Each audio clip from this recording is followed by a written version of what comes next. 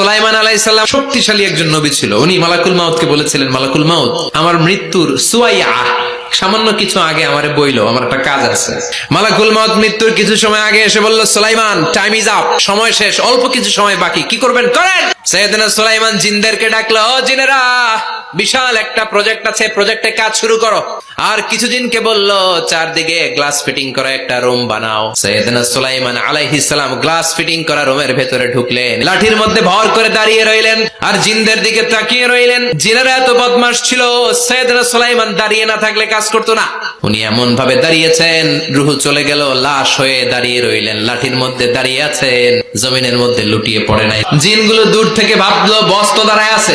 জিনেরা মনে করছে বস দাঁড়ায় আছে, কাজ করতে হবে। করতে করতে পুরা প্রজেক্টের কাজ শেষ। ইন দ্য মিন টাইম কাঠ খাওয়ার পোকা সুলাইমান আলাইহিস সালাম লাঠির ভেতরে ঢুকে লাঠিও খেয়ে ফেলেছে। সাইয়েদনা সুলাইমান আলাইহিস সালাম ধপাস করে জমিনে পড়েছে। আর জিনেরা কয়, হায় হায়, খালি খালি কাম করছে এতদিন।